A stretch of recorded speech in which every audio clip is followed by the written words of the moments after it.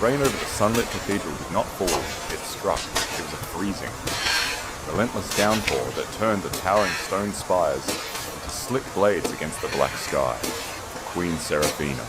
The storm was a mercy. It washed away the suffocating scent of incense, the cloying perfume of the corrupt noblewomen, and the sickening stench of the royal betrayal that had dragged her to this altar. She stood on the high stone parapet of the cathedral's bell tower, her chest heaving. The cold air burned her lungs, but it was nothing compared to the agony of her ribs, bound tightly beneath a corset, meant to restrict her breath. She was dressed in a garish, heavy crimson wedding gown. It was not the white and gold of the House of Aurelius. It was the red of a conquered prize, a deliberate mockery orchestrated by her half-sister Isadora, the woman who currently sat on the Sunfire Throne wearing a stolen crown. Seraphina's bare palms were scraped raw, bleeding sluggishly in the freezing rain. She had clawed her way up the narrow, winding stone steps of the tower, dragging the heavy waterlogged velvet of her skirt. Below her, the courtyard was a chaotic swarm of moving torches. Palace guards loyal to the false queen were shouting orders, their armored boots echoing against the cobblestones. They were looking for the bride. They were looking for the silenced true queen who was supposed to be married off tonight to a brutal border lord to ensure she would never return to the capital. Seraphina gripped the edge of the stone parapet. The rough granite bit into her raw flesh, grounding her. A shudder ran through her spine, straight and unyielding despite the humiliations of the past month. She remembered the cold damp of the palace dungeons. She remembered the gag in her mouth while Isadora paraded before the royal council, smiling an icy platinum blonde smile claiming the throne while the true queen was chained in the dark. "Find her!" A voice bellowed from the stairwell behind her. The heavy wooden door of the tower shuddered under the weight of a halberd striking it. "Lord Regent commands to be brought to the altar broken or whole." Seraphina closed her eyes. The rainwater ran down her cheeks, mingling with the few hot tears she allowed herself to shed. But they were not tears of fear. They were tears of pure, molten rage. She pressed her hand against her bodice. Beneath the heavy, tasteless red velvet, her fingers brushed against something soft. A single torn piece of white silk. Her original coronation veil.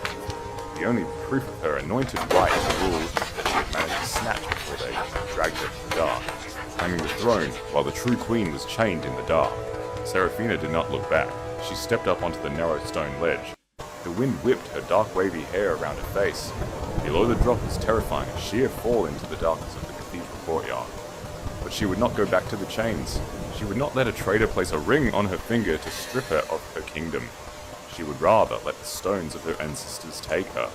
"There, stop her!" the guard screamed as the door finally gave way. The only proof of her anointed right to rule that she had managed to snatch before they dragged her to the dark. She fell. The wind roared in her ears, violently tearing at the crimson dress. The world became a blur of black stone and grey rain. Her stomach plummeted, the sheer velocity stealing her breath.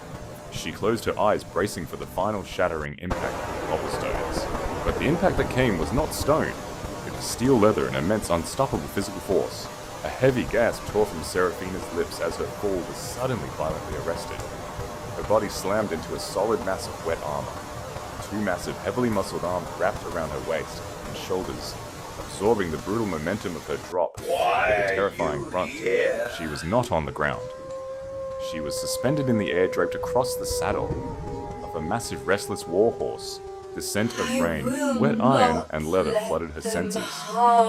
Seraphina gasped for air, her eyes flying open. She looked up through the torrential rain and found herself staring into a pair of piercing, predatory amber eyes. Duke Kalen, the Warduke of House Thorn, he sat upon his black destrier like a statue forged from night and steel. The supreme commander of the Sunfire Court's military forces, the man who had been mysteriously absent on the border the night the palace was taken. His broad, square face was shadowed, the rain streaming down his strong Roman nose and blunt jawline. He did not look like a savior. He looked like the god of war, cold and lethal. A strange night for the bride to practice flying. Kalen's voice was a low, rumbling baritone that cut through the sound of the rain. It held no politeness, no courtly manners, just blunt, hard authority. Seraphina's heart hammered against her ribs. She was trembling violently from the cold, her red dress plastered to her skin, her raw hands clutching instinctively at the dark leather of his breastplate. "Duke Kalen!" She breathed, her voice raspy but surprisingly steady. Before he could answer, the guards in the courtyard surrounded them. Halberds were lowered, forming a ring of steel around the War Duke's horse. "Hold, my Lord Duke!" The captain of the false Queen's Guard shouted, his voice trembling slightly as he realized who he was addressing. "That woman is a fugitive of the crown. By order of Queen Isadora, hand her over." Kalen did not move. His amber eyes shifted from Seraphina's pale, rain-streaked face to the trembling captain. The silence from the Duke was heavier than a threat. Slowly, deliberately, Kalen shifted his grip on Seraphina, pulling her closer against his chest, shielding her battered body with his massive armored frame. "The Vanguard does not take orders from captains who let women fall from towers," Kalen said softly. The quietness of his voice made the guard step back. He adjusted the reins with one hand. "Move!" "My lord, she is the bride." Kalen's hand dropped to the hilt of his massive broadsword. The scrape of an inch of steel leaving the scabbard was the loudest sound in the courtyard. "I said, move!" The guards parted. No one in the Sunfire Kingdom was foolish enough to draw a blade against the War Duke. Kalen spurred his horse forward, breaking through the ring of torches, plunging into the dark, rain-swept streets of the capital, carrying the runaway bride away from the cathedral and deep into the unknown. The rider of the Thorn Citadel was a freezing blur of motion and shadow. The rain did not cease hammering against Kalen's dark leather armor and turning Seraphina's garish red dress into a heavy, icy anchor dragging her down. She was seated sideways, across the saddle in front of him, his massive arm locked around her waist like a band of iron to keep her from slipping. Seraphina forced her spine to remain perfectly straight. Her jaw was locked, her teeth grinding together to stop the chattering. The raw scrapes on her palms burned with the sting of the cold rain, but she kept her hands folded tightly in her lap. She would not show weakness, not to the War Duke. Kalen was a man who despised politics, a man who respected only strength. If he thought she was merely a terrified noblewoman fleeing a bad marriage, he would cast her aside. He rode in absolute silence, his amber eyes fixed on the road ahead. He had not asked her name. He had not asked why she was wearing the mocking red gown. When they finally crossed the heavy iron gates of Thorn Citadel, the imposing military fortress that served as the Duke's base, the portcullis slammed down behind them with a metallic shriek that made Seraphina flinch. The sound of the heavy iron gate locking sent a violent shudder through her. For a split second, the cold rain was gone, replaced by the suffocating darkness of the palace dungeons. She felt the phantom weight of chains on her wrists. Her breath caught her lungs straining against the tight corsets. Kalen dismounted smoothly, his boots hitting the mud with a heavy thud. He reached up and pulled her down from the saddle. His hands were large, calloused, and strictly impersonal. But as her bare, bloody feet touched the stone courtyard, her knees finally buckled under the weight of exhaustion and the dungeon trauma. She did not fall. Kalen caught her arm, his grip firm. "Walk," he commanded, his voice devoid of pity. "If you collapse in the mud, my soldiers will see a victim. I do not harbor victims." The harshness of his words acted like a slap. The royal pride that had kept Seraphina alive in the dark flared to life. She yanked her arm out of his grip, her emerald eyes blazing through the wet strands of her dark hair. She lifted her chin, staring him dead in the eye without blinking. "I've never been a victim, Duke Kalen." She said, her voice dripping with the quiet authority of the throne.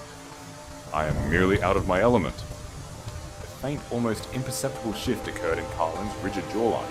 He gestured for her to follow him into the fortress. He led her into the armory, a cavernous hall made of dark stone, lit by the flickering glow of a massive hearth. The walls were lined with racks of polished broadswords, shields bearing the golden sunburst of the Vanguard, and the heavy scent of oiled leather. It was warm, brutally practical, and entirely free of the treacherous velvet of the royal court. Kalen stood by the firewater dripping from his auburn hair. He crossed his arms over his chest, looking at her as if studying a puzzle that had fallen out of the sky. "You have the eyes of the late king," Kalen said abruptly. The blunt statement hung in the air. "But the crown belongs to Queen Isadora. The council declared her the rightful heir a month ago. You are the hidden ward." The bastard sister. Seraphina stepped closer to the fire, the heat biting into her freezing skin. Is that what they told the vanguard while you were conveniently ordered to the southern border? I follow the orders of the crown, Kalen said, his voice hardening. I am the shield of the house of Aurelius. I do not care for the whispering of courtiers, nor do I care for runaway brides. You jumped from that tower to escape Lord Vane. I caught you because I do not let women break their necks in my city. But tomorrow I must return you to the palace. To do otherwise is treason. Seraphina's scraped hands clenched into fists. Treason! She laughed a bitter hollow sound that echoed off the shields. You speak of treason to the only person in this kingdom who has the right to command you. Kalen's eyes narrowed. The amber depths turned dangerous. Watch your tongue, girl! You stand in Thorn Citadel. I tolerate no false claims of royalty here. You make no false claims. Seraphina stepped toward him. The garish red dress was ruined, her hair a tangled mess, her feet bare and bleeding. Yet, as she moved, the undeniable aura of absolute royalty radiated from her. She did not beg. She commanded. Isadora's the bastard. She bribed the council. She poisoned the palace guards. She locked me in the dark and paraded before the court in a crown that she has to adjust every 5 minutes because it was molded for my mother's head, not hers. Kalen did not flinch, but his posture went utterly still. Words. Every usurper has a story. The council signed the decree. The High Septon anointed her. You have a red dress and scraped hands. He stepped into his space, his massive frame, towering over her, intimidating, demanding truth. Give me proof or give me silence. Seraphina held his piercing gaze. Her heart pounded, but her hand did not shake as she reached into the bodice of her torn, wet dress. Her fingers brushed against the cold, damp skin near her heart, pulling out a small, folded piece of fabric. She held it out to him. It was a piece of white silk frayed at the edges, but as Kalen looked down, his breath hitched. Woven into the delicate fabric was a single luminescent thread of pure pale gold, a thread that faintly caught the firelight glowing with a subtle, unmistakable radiance. The Founder's thread. Galen whispered, his voice losing its harsh edge for the first time. Coronation veil of the true queen. Seraphina corrected softly, her voice carrying the heavy, agonizing weight of her stolen life. Woven with the luminescent silk of the first Aurelius. Isadora could steal the gold, she could steal the throne, and she could steal the loyalty of blind men. But she could not wear the veil. The fabric rejects false blood. So she tore it from my head. Before she threw me in the dungeon, Kalen slowly reached out. His calloused, armored fingers gently touched the glowing thread. He knew the ancient laws. He knew the sacred artifacts of the kingdom. The royal council could forge documents, but no mortal hand could forge the Founder's thread. He lifted his gaze from the veil, looking into her vivid, emerald eyes. The realization hit the Warduke like a physical blow. He had sworn to protect the crown, and for the last month, while he was at the border, he had left his true queen to be tortured, silenced, and sold. The silence in the armory was deafening. The crackle of the fire seemed to fade. Kalen took a slow, deliberate step back. His boots shifted on the stone. He placed his right hand over his heart, right over the golden sunburst clasp of his armor. And then the most feared man in the Sunfire court, the unbending Warduke, slowly lowered his massive frame. His knees struck the stone floor with a heavy thud. Forgive me, your grace! Kalen said, his voice dropping to a rough, fiercely loyal vow. The vanguard has been blind, but we see you now. The sight of the Warduke kneeling on the cold stone of the armory struck Seraphina harder than the freezing rain had. Kalen of House Thorn was a man who bowed to no one, a commander who answered only to the ancient laws of the realm. Seeing his massive armored frame lowered in absolute submission to her sent a tremor through her chest that had nothing to do with the cold. Rise, Duke Kalen! Seraphina said, her voice softer now, but carrying the unmistakable cadence of a sovereign. I need my vanguard standing, not kneeling. Kalen stood slowly. The amber of his eyes had shifted from cold suspicion to a fierce, burning clarity. He looked at the torn piece of white silk still resting in her raw, scraped hands. The luminescent thread of the Founder seemed to catch the firelight, glowing like an ember pulled from the ashes. How long? Kalen asked, his voice a low rumble of restrained fury. How long did they keep you in the dark while I was ordered to the southern borders? A month. Seraphina replied, her gaze flickering to the roaring hearth. 30 days of stone walls, chains, and silence. They brought me up only to force me into this. She gestured to the ruined crimson velvet of her wedding gown. Isadora knew she could not simply kill me. The bloodline is tied to the vaults to the ancient wards of the palace. So she meant to marry me off to Lord Vane, a brute who would lock me in his remote estate and silence my claim forever. Kaelin's jaw tightened so hard the bone looked ready to snap. His massive hand moved to the hilt of his broadsword, a subconscious gesture of pure violence. I will mount the Lord Regent's head on a spike before the sun sets tomorrow. No, Seraphina said sharply. She took a step toward him. This is not a border skirmish, Kaelin. Isadora holds the Royal Council. She holds the High Septon. If you march your vanguard to the palace and slaughter her ministers, you will be branded a traitor. I will be remembered as the tyrant who started a civil war to steal a crown. Before Kaelin could argue, a heavy, rhythmic pounding echoed from the corridor outside. Kaelin turned his hand fully, drawing his sword an inch. Enter, he barked. An elderly, stern-faced woman, the Citadel's castellan, stepped into the armory, carrying an armful of thick woolen blankets and a basin of steaming water. Behind her, 2 heavily armed guards entered, dragging a heavy iron cart of firewood. As the guards finished unloading, they stepped back into the corridor. Out of sheer military habit, one of the guards grabbed the massive iron door and pulled it shut. Clack. Chunk. The sound of the heavy iron deadbolt sliding into place echoed through the cavernous armory. Seraphina froze. The warmth of the fire vanished. Suddenly she was not in the armory. She was back in the subterranean depths of the palace dungeons. She could smell the rotting straw. She could feel the cold, rusted iron shackles biting into her wrists. The walls of the citadel seemed to lurch inward, shrinking the massive room into a suffocating stone box. Her breath hitched. She took a staggering step backward, her spine hit the wooden rack of broadswords. The heavy crimson corset, already tied painfully tight for the wedding, suddenly felt like a vice crushing her ribs. She gasped a thin, ragged sound, her scraped hands flying to her throat, as she desperately tried to pull air into her burning lungs. Kaelin turned at the sound. His tactical mind registered the shift instantly. He saw the wild, unseeing panic in her emerald eyes. He saw the way she shrank against the weapons, trembling like a trapped bird. He did not coddle her. He did not ask what was wrong. He moved. In 3 long strides, Kaelin crossed the armory. He slammed his fist into the heavy iron deadbolt, yanking it back with a screech of metal, and kicked the heavy oak door wide open. A cold draft from the corridor rushed in. "The door is open!" Kaelin's deep voice cut through the fog of her panic. He did not approach her. He stayed by the open doorway, his presence an immovable shield between her and the hallway. "Look at the corridor, Seraphina! You are in Thorn Citadel. No door will ever be locked against you here." Seraphina stared at the open doorway, the fresh cold air hitting her face. She forced herself to focus on the torchlight flickering in the hall. Slowly, the dungeon retreated. The presence snapped back into focus, but she still couldn't breathe. Her hands clawed at the rigid bodice of her red dress. "The corset!" She gasped, her vision blurring. "I can't. It's too tight." Kaelin stepped toward her, his movements slow and deliberate, telegraphing his intentions so as not to startle her. He reached to his belt and unclasped a ceremonial dagger, a beautiful lethal piece of steel with a golden sunburst on the pommel, a gift from the late king. "Hold still," he murmured. Seraphina closed her eyes, trusting him entirely.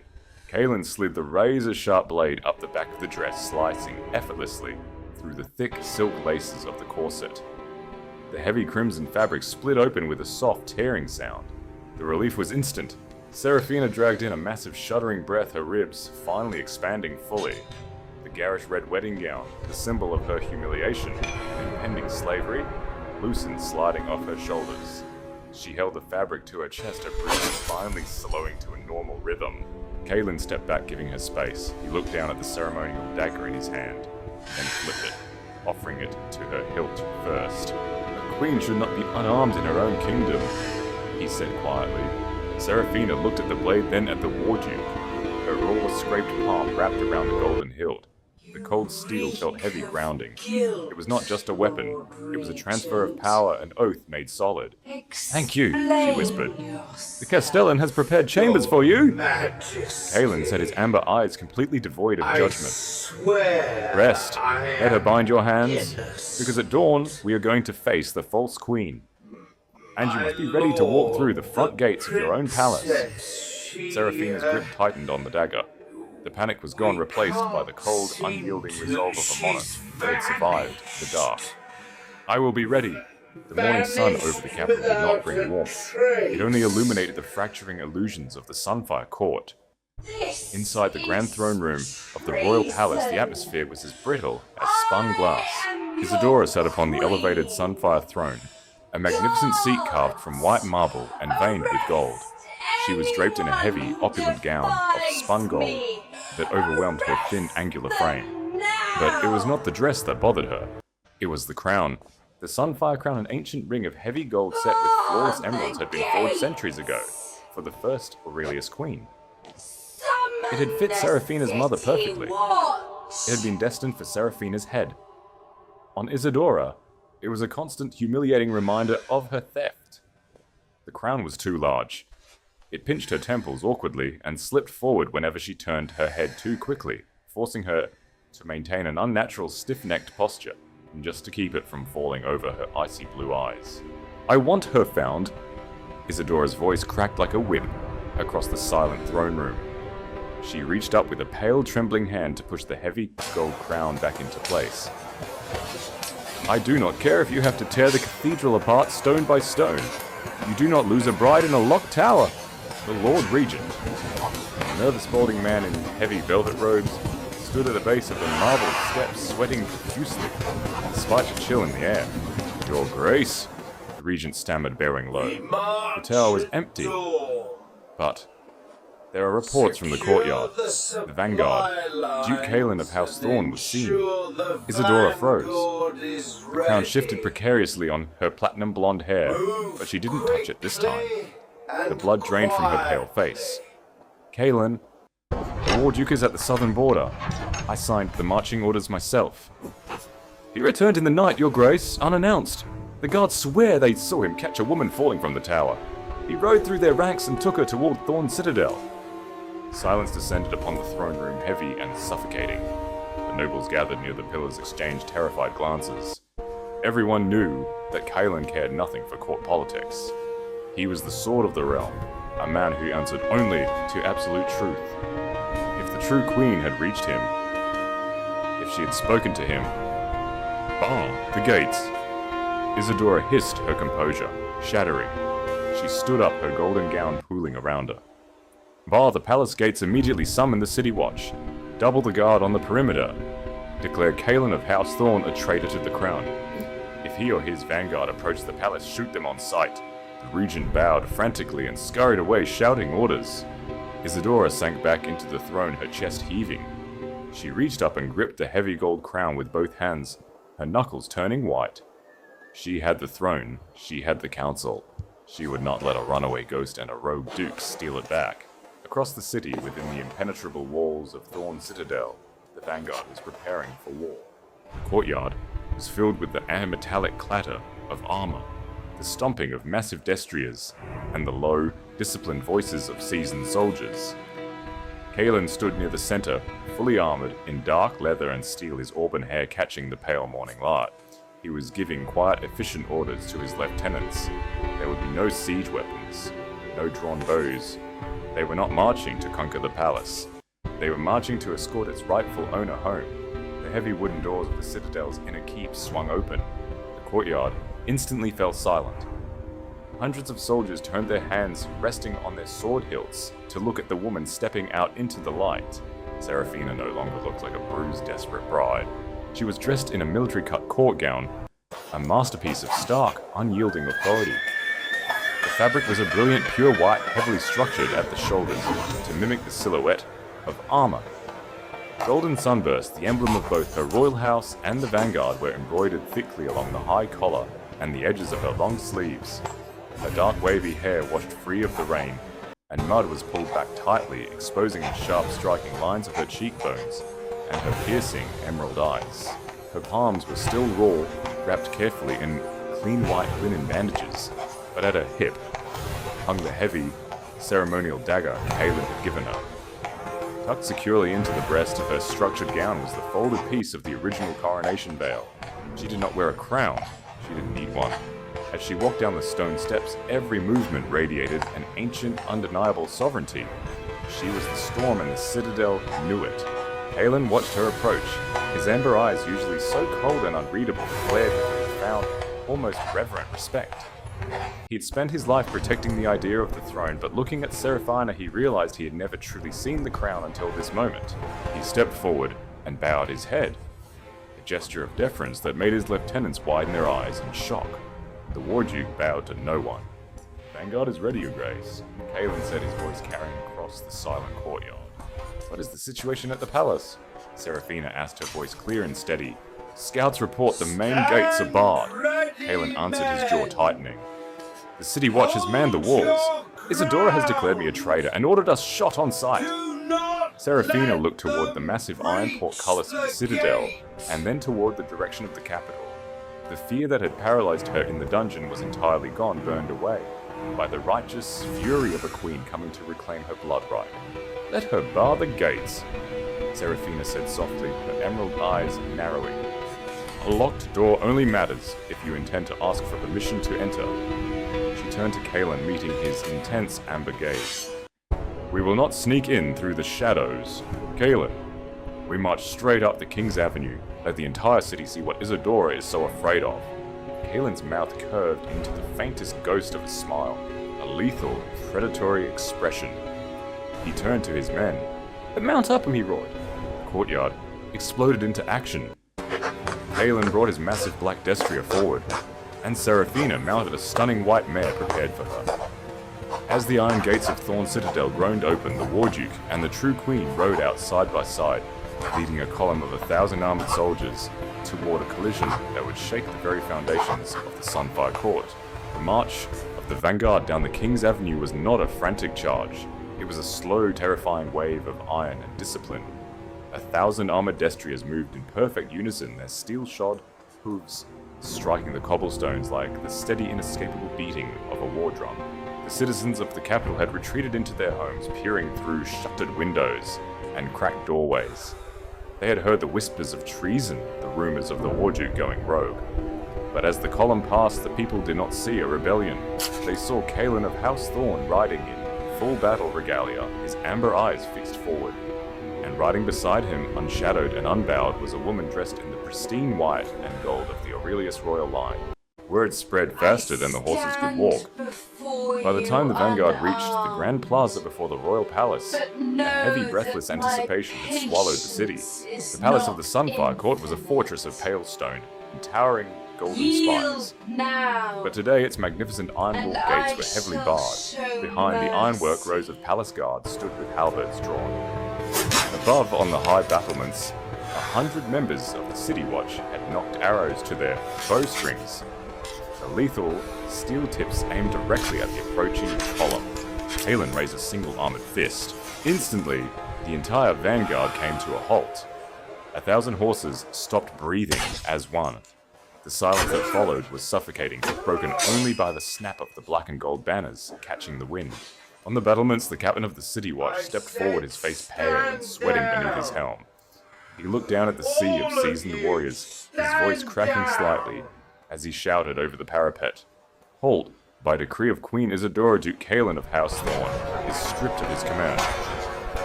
You are ordered to lay down your weapons and surrender the fugitive you harbor. Disperse, or we will open fire." Kaelin's jaw hardened. He reached slowly across his chest, his large hand wrapping around the hilt of his broadsword.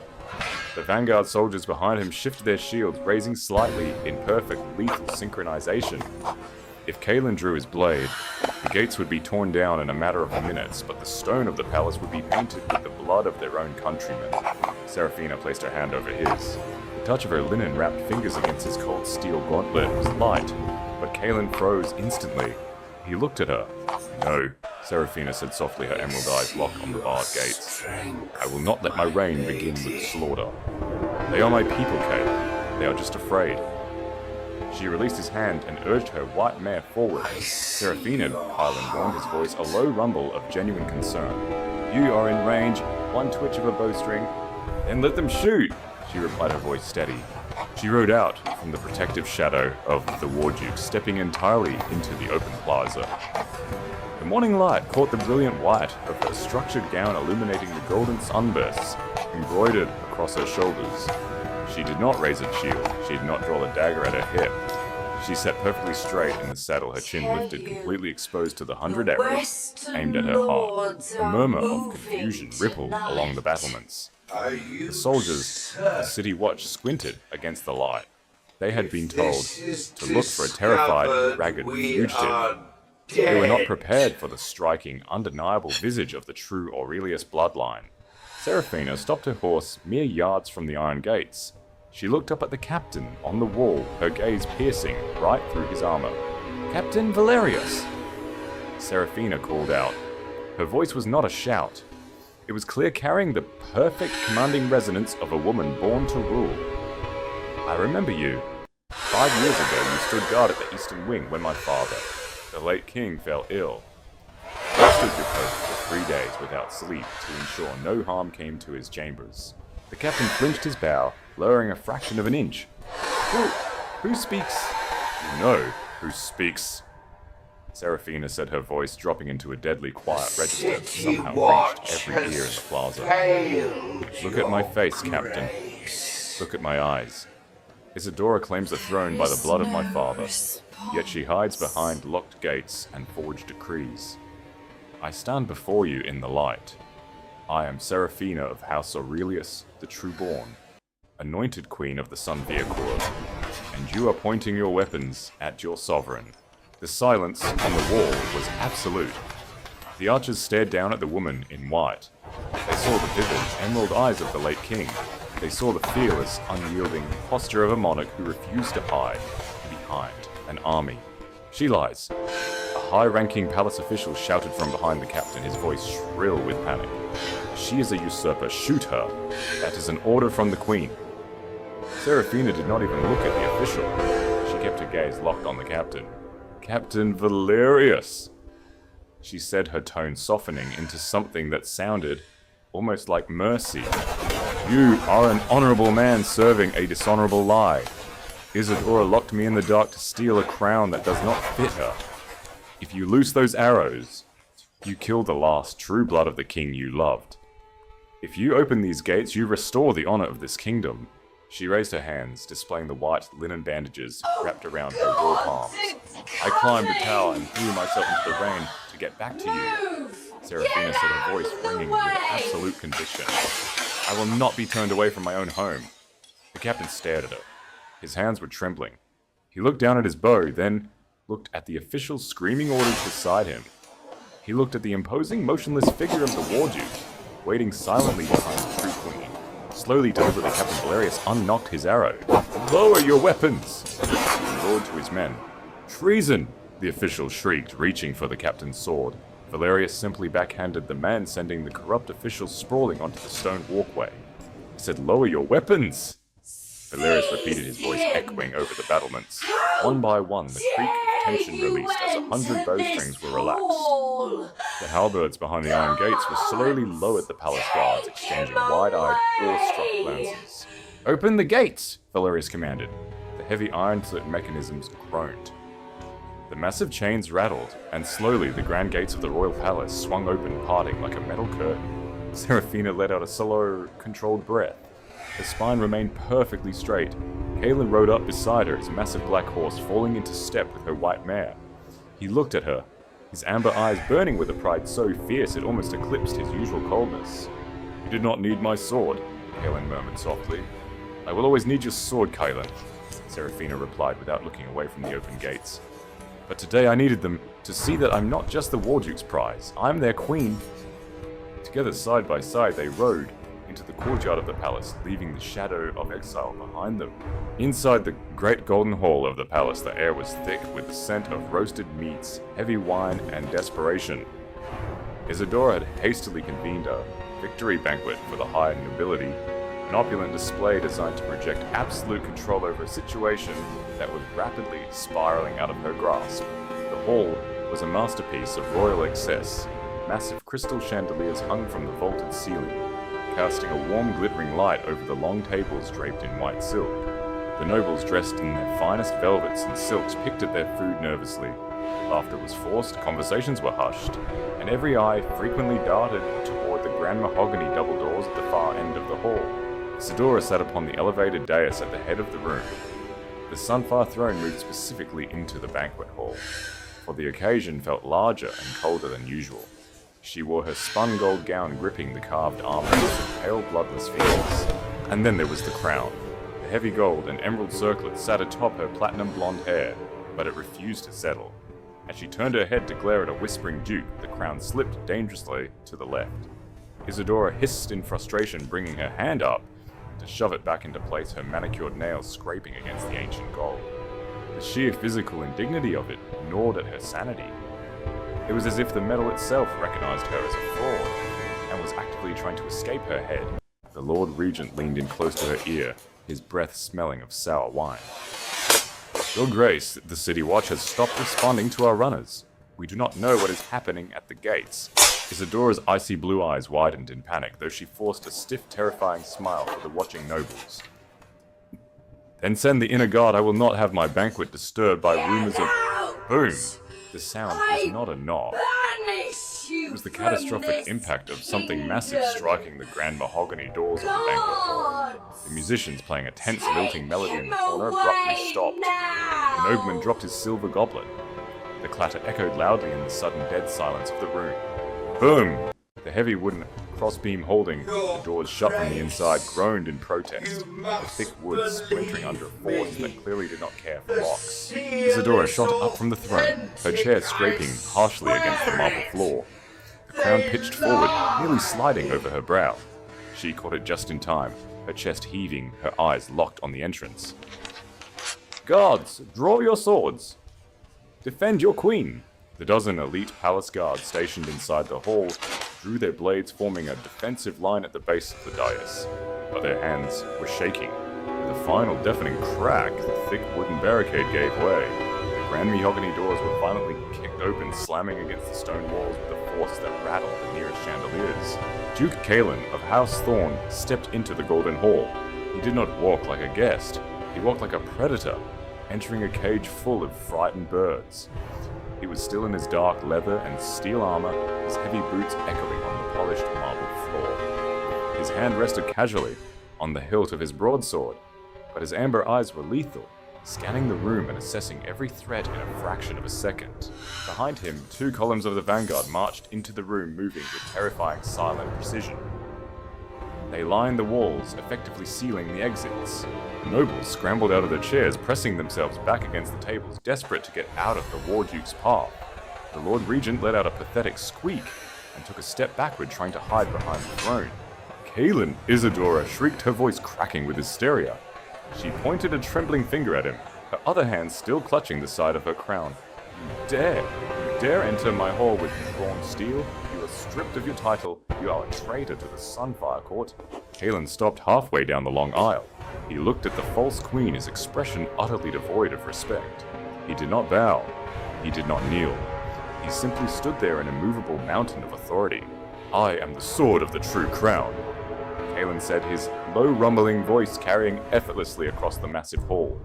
I do not answer to imposters. I am the queen, Isadora screamed, her composure entirely shattered. Kill him, guards! I order you to cut him down. The palace guards at the dais hesitated, looking at the War Duke and the dozens of heavily armed vanguard soldiers lining the walls. Advancing on him was nothing short of suicide.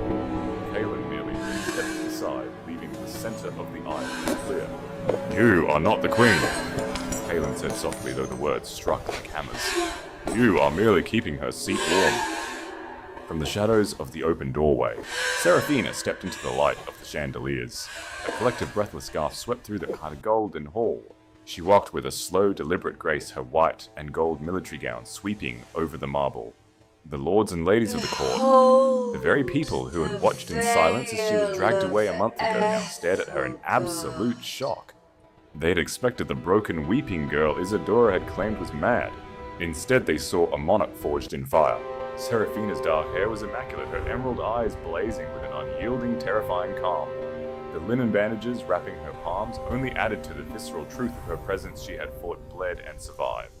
She did not look at the terrified nobles. Her gaze was locked entirely on the woman standing on the dais. Isadora staggered backward, hitting the arm of the throne. Her icy blue eyes were wide, with a terror so profound, it looked as though she was seeing a ghost. "No!" she whispered, her voice barely audible. "You were in the tower. You were married to Vane. You..." Seraphina stopped at the base of the marble steps, just inches from the trembling palace guards. She did not draw the ceremonial dagger at her hip. She simply looked at the guards, her expression one of absolute aristocratic disappointment. "Sheath your steel," Seraphina commanded. She didn't shout. She didn't need to. The raw authority in her tone was woven into her blood. One guard looked at her eyes, then at the terrified Isadora, and finally down at his own trembling hands. With a sharp, metallic ring, he sheathed his sword and stepped aside. Instantly, the rest of the guard followed suit, parting like a silver curtain to give the true queen unimpeded access to the throne. Seraphina looked up at her half-sister. She looked at the stolen spun gold dress. And finally, she looked at the ancient Sunfire crown currently resting lopsidedly on Isadora's platinum hair. "Oh, hello, Isadora!" Seraphina said, her voice echoing perfectly in the silent hall. "You look ridiculous in my mother's crown." The insult hung in the glittering air of the great golden hall, sharper than any blade. Isadora's face contorted the pale, icy beauty of her features, twisting into something entirely ugly. She clawed at the heavy gold circlet, forcing it back. Atop her platinum hair, her chest heaving with frantic, ragged breaths. "Imposter!" Isadora shrieked, her voice echoing shrilly off the vaulted ceilings. She pointed a trembling, ring-laden finger down the marble steps at Seraphina. "Look at her! The true Princess Seraphina died of a fever in the southern wing a month ago. This is a decoy. A tavern girl dressed in white silk to justify a military coup. Duke Kaelin has brought a whore into the palace to steal my throne." The nobles murmured, a ripple of anxious whispers sweeping through the room. Few of the older lords, those who had profited immensely from Isadora's corrupt, easily manipulated reign, began to nod. The Lord Regent, sensing a desperate lifeline, scrambled forward from behind the throne.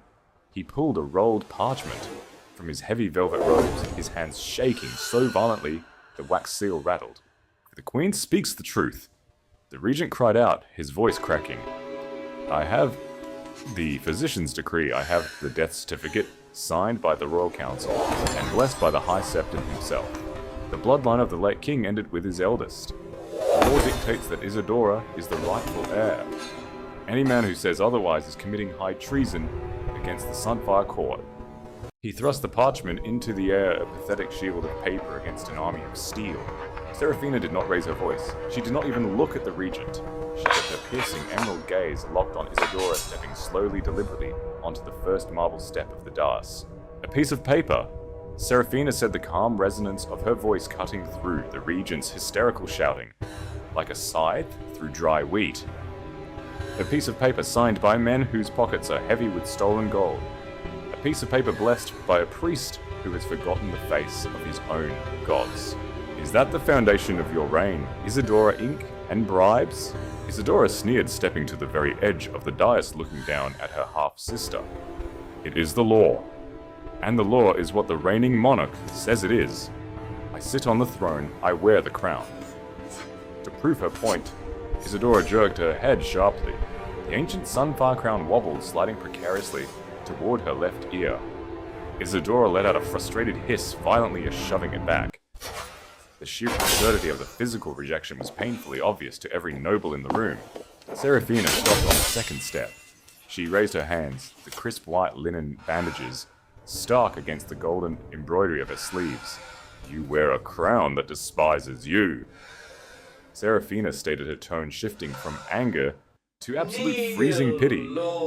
"You sit on a throne that you had to surround with swords because you know in your heart that the kingdom does not know your name. You can forge 1,000 death certificates, Isadora, but you cannot forge the truth of the blood." Seraphina reached into the structured bodice of her immaculate white gown. Her bandaged fingers closed around a folded square of fabric. Slowly, she withdrew the torn piece of white silk. Isadora's eyes widened. The blood completely vanished from her face. She took a stumbling step backward. No, I tore that to shreds. I ordered it burned. You ordered many things, Seraphina said quietly. She turned away from Isadora, facing the breathless, silent audience of nobles. With a graceful sweeping motion, Seraphina unfurled the frayed piece of silk. It was a fragment of the ancient coronation veil. To the untrained eye, it might have looked like a simple piece of ruined white fabric. But as Seraphina held it up, the brilliant light from the massive crystal chandelier struck the material. A collective gasp swept through the golden hall. Woven directly into the center of the silk was a single continuous thread. In the light, the thread ignited. It did not merely reflect the chandelier, it produced a soft, luminescent, pale gold glow of its own. It pulsed faintly, a living ember of ancient magic and royal authority, illuminating Seraphina's pale, determined face and vivid green eyes. The founder's thread whispered the ancient Duke of the Eastern Marches, an old man who had served 3 kings. He dropped his cane, his knees hitting the marble floor with a sharp crack. By the light, the true queen, the fabric of the first Aurelius. Seraphina's voice rang out strong and unyielding, passed down from mother to daughter since the founding of the Sunfire Court. A thread that cannot be cut by ordinary steel, cannot be burned by ordinary fire, and cannot be worn by false blood. She turned back to face Isadora, holding the glowing veil, like a weapon more devastating than any sword. When you tried to place my mother's veil over your head, it burned your skin, didn't it? Isadora. Seraphina asked, her voice echoing with the full weight of royal justice. That is why you tore it. That is why you locked me in the dark. Because every time you looked at this veil, every time you felt the heavy gold of that crown slip from your brow, you were reminded of the one truth you cannot escape. Seraphina took the final step, standing on the same level as the false queen. You are not the queen! Seraphina declared, her emerald eyes blazing. You're just a thief playing dress-up in my mother's clothes. Isadora let out a primal, unhinged scream. She lunged forward, her hands outstretched, desperate to tear the glowing veil from Seraphina's hands. But before Isadora could even cross half the distance, a massive armored arm shot out, blocking her path. Duke Kaelin had moved faster than anyone thought a man of his size could. He stood between the true queen and the usurper, his heavy steel breastplate, an immovable wall. He didn't even draw his sword. He simply stood there, looking down at Isadora with an expression of profound terminal disgust.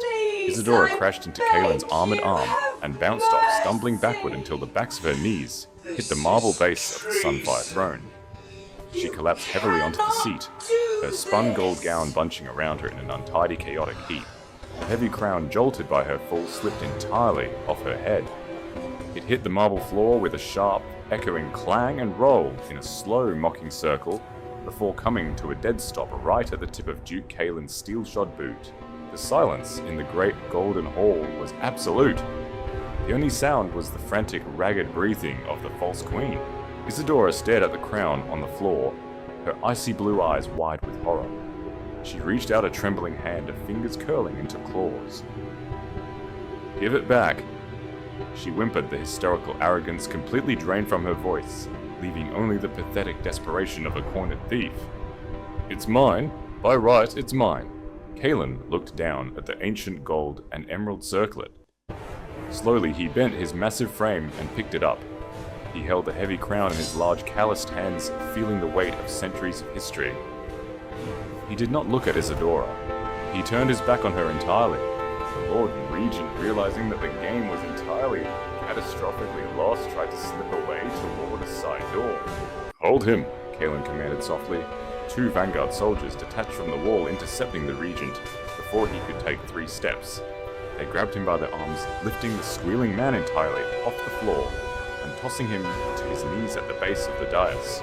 Kaelin walked over to Seraphina. He held the Sunfire crown out to her, resting it on his armored palms like a sacred offering. Seraphina looked at the man who had caught her when she fell from the sky. She saw the absolute unwavering loyalty in his amber eyes. He was no longer the cold, detached commander she had met in the rain. He was her shield, her vanguard, her partner in the brutal reclamation of justice. She reached out with her linen-wrapped hands. The white bandages brushed against Kaylin's dark leather gauntlets as she took the heavy gold crown. It was freezing to the touch, yet it hummed with a familiar, undeniable energy. Seraphina turned to face the great golden hall. The hundreds of nobles, the corrupt ministers, the terrified servants, they all watched her paralyzed by the sheer, overwhelming presence of her bloodline. Seraphina did not wait for a high septon to anoint her. She did not wait for a council decree. She lifted the Sunfire crown and placed it squarely upon her own head. It slid perfectly into place, resting flawlessly against her dark hair, framing her striking cheekbones and vivid emerald eyes. It did not wobble, it did not slip. The ancient gold seemed to settle with a satisfied finality exactly where it belonged. Kaylin took a deliberate step back. He drew his massive broadsword, the unmistakable ring of steel cutting through the heavy silence. He planted the tip of the blade against the marble floor, bowed his head, and dropped to one knee. "Hail, the Queen!" The Warduke roared, his voice shaking the crystal in the chandeliers. The command broke the spell. The soldiers of the vanguard, 100 men strong inside the hall, drew their swords in perfect unison, planting them on the marble, and dropping to one knee. The crash of armored knees hitting the floor sounded like a thunderclap. "Hail the Queen!" the vanguard shouted as one. The terrified nobles did not need any further prompting. A wave of velvet and silk crashed to the floor as every lord, lady, and minister in the Golden Hall fell to their knees. Even the palace guards, who had been sworn to Isadora, dropped their weapons and knelt, pressing their foreheads toward the marble. Seraphina stood at the height of the dais, the glowing founder's veil tucked near her heart, the true crown resting perfectly on her brow. She looked down at the sea of kneeling figures. She looked at the whimpering region trembling in the grip of her soldiers. And finally she turned to look at Isadora. The false queen was weeping now, a broken, shivering mess curled on the steps beside the throne. "Take her to the same dungeon she kept me in." Seraphina commanded, her voice calm, devoid of hatred, but entirely devoid of mercy. "Let her sit in the dark and think about the weight of the crown she tried to steal. And take the regent to the holding cells. He will face trial for forgery and treason." Vanguard soldiers moved in, instantly dragging the screaming Isadora and the sobbing regent out of the hall. The heavy mahogany doors remained broken open, letting the cool, fresh air of the capital sweep into the stale, perfumed room. Seraphina slowly ascended the final step. She turned and looked at the magnificent gold-veined white marble of the Sunfire Throne, the seat of her ancestors. The seat that had been denied to her, stolen from her, and ultimately reclaimed not by begging but by survival. She sat down. The throne embraced her. She rested her bandaged hands on the carved armrests, her spine straight, her emerald eyes surveying her kingdom. The long, brutal journey, from the suffocating corset of a forced bride to the absolute authority of a reigning monarch, was complete. Kaylin rose from his knee. He sheathed his broadsword and walked up the steps, taking his place at her right hand. He did not stand behind the throne, he stood beside it. Seraphina looked up at the Warduke, the ghost of a true smile finally touching her lips. The rain outside had stopped. The Sunfire Court belonged to the true queen once more, and the kingdom would never forget the night she fell from the sky to take it back.